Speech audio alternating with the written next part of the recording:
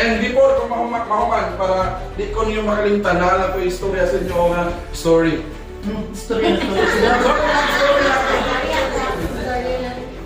Naisa ka, hari. Kasi guwapa kayo nga, anak. Ang anak niya ba, ang ngalan, singalan mo ba?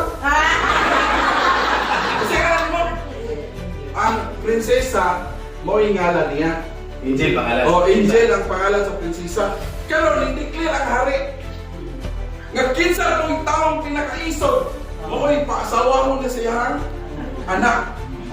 Unya, nag-declare sa tibok ng kaharian. Nagtampok dito ilang palasyo. Ang mga lalaki, 18 to pataas nga mapilian. Naigo sa ads. Sus! Naigo ko nito sa ads. Pag abot dito, yan ang hari. Oh, hindi na kisa to'y gusto mong asawa sa mga anak.